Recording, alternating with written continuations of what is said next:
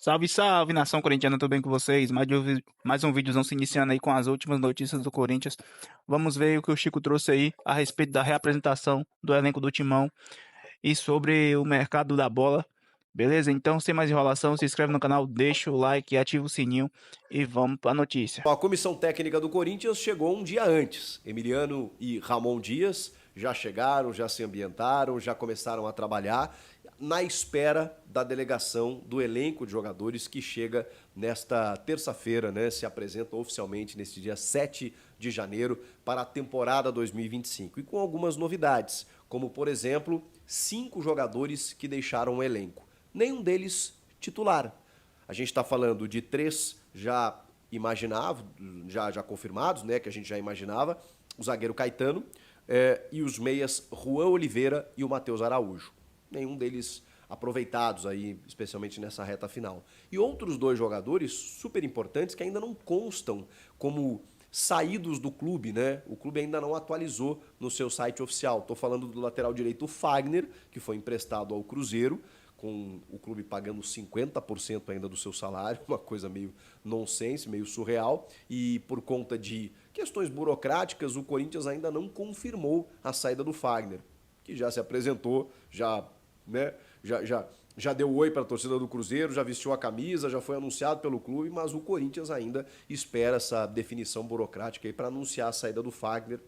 Enfim, uma questão aí que a gente vai ter que aguardar. E o Pedro Henrique, que também ainda não foi confirmado pelo clube, mas já está sendo cedido ao Ceará, inclusive de forma definitiva. A gente tinha imaginado que iria emprestado, pagando parte do salário. Não, o Ceará adquiriu de forma definitiva o atacante Pedro Henrique, que também não era titular e até perdeu espaço na reta final com a chegada de outros jogadores, né? O Thales Magno, o Carrilho, o Memphis e tal.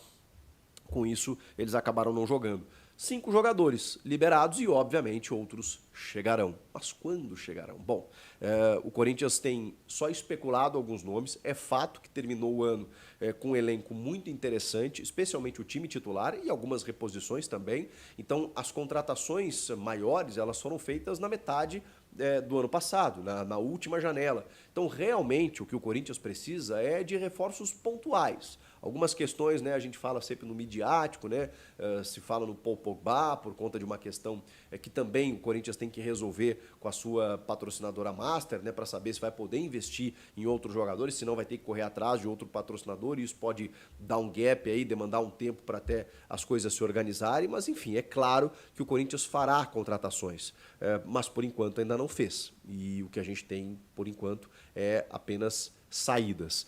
Mesmo assim, conseguiu uma renovação importante, que é a do Breno Bidon.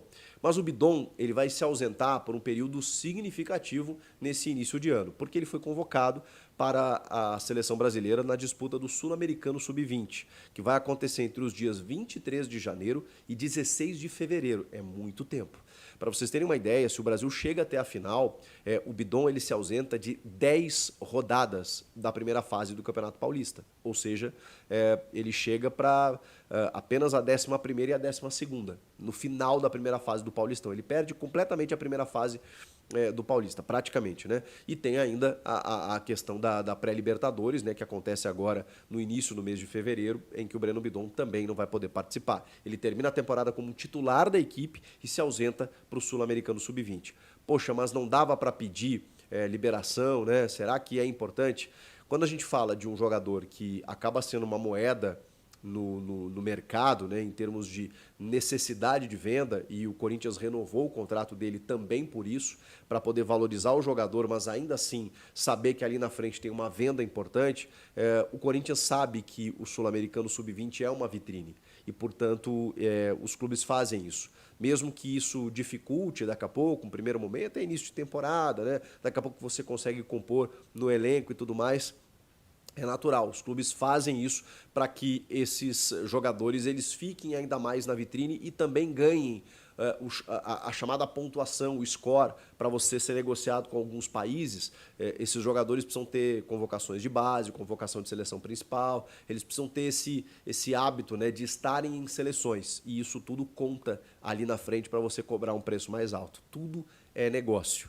tudo é uma questão de estratégia. Então, por isso, o Breno Bidon será cedido, sim, ao Sul-Americano e vai se ausentar boa parte desse começo de temporada. Agora, tem um substituto meio até improvável, né, que a gente não tinha pensado, que pode, não sei se jogar como titular, mas pelo menos compor elenco, que é o do volante Maicon, que todo mundo conhece, né, é da base do Corinthians e que o Corinthians conseguiu acertar com o Shakhtar Donetsk, mais um ano, mais uma temporada de empréstimo por aqui. Ele não quer jogar lá, ele não quer voltar para lá, se recuperou de uma lesão grave no joelho e agora vai estar à disposição. E o Maicon, a gente sabe, né?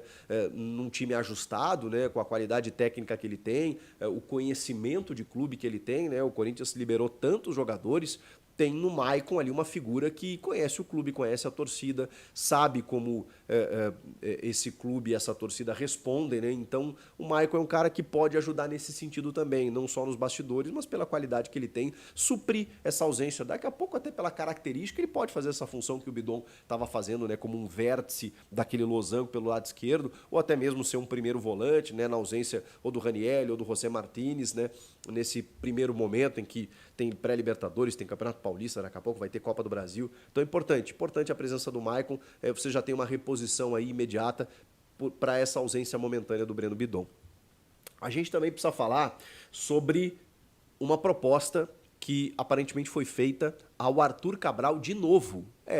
Porque o site Record de Portugal dá conta de que o Arthur Cabral é uma das digamos assim, moedas do Benfica na janela de transferências. Tem muita gente interessada no Arthur Cabral. O grande problema é que os caras pagaram muito para tirá-lo da Fiorentina. 25 milhões de euros. 20 milhões de euros mais 5 de bônus. Então, assim, é um valor muito considerável, ainda mais com o câmbio, com o nosso real desvalorizado. Aí a gente está falando, gente, de quase de 150, 160 milhões de reais. É muito dinheiro. Então o Corinthians não pode investir numa compra. A informação do site Record é que o Corinthians fez uma sondagem para tentar um empréstimo do Arthur Cabral.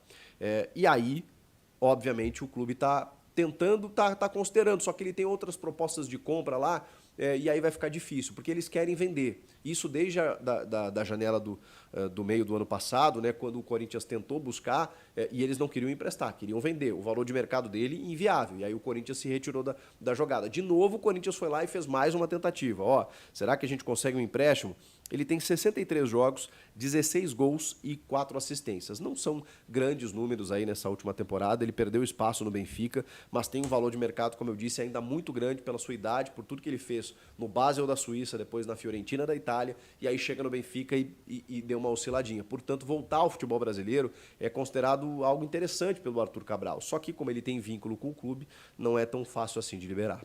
Você gostaria do Arthur Cabral com a camisa do Corinthians? Isso também me indica um movimento interessante, de que talvez o Corinthians esteja já se preparando para perder o Yuri Alberto, não sei se nessa janela, na metade do ano, e portanto tenta uma reposição, porque tendo o Pedro Raul, tendo o Memphis Depay e tendo o Yuri Alberto, você ir em busca de um centroavante, de um camisa 9, pode ser um movimento de algo que a gente não esteja enxergando nesse momento, mas a diretoria me parece estar se precavendo. O que vocês acham de tudo isso? Comentem aqui, inscreva-se no canal e eu volto. Rapaziada, o Corinthians aí tendo sua representação hoje, o elenco voltando para iniciar a pré-temporada. E são boas notícias assim que saíram daí, são jogadores que não atuavam, não jogavam. Bom que alivia a folha. Agora o que eu fico com o pé atrás é o Fagner ir jogar no Cruzeiro, com o Corinthians pagando 50% do salário dele. Isso que eu fiquei. Isso não tem cabimento, entendeu, galera? Agora, o resto aí, o Corinthians fez muito certo em renovar o contrato do Breno Bidon, porque no meio do ano, se ele continuar jogando o que ele estava jogando ano passado, os clubes europeus vai vir forte querendo ele, então o Corinthians tem que se precaver. E é isso. E é isso, galera. Vamos ver o que o Corinthians vai fazer nessa temporada 2025. Tomara que venha algum título aí, né, que nós está precisando. E é isso. Se inscreve no canal, deixa o like, beleza? Ativa o sininho e até o próximo vídeo. Valeu!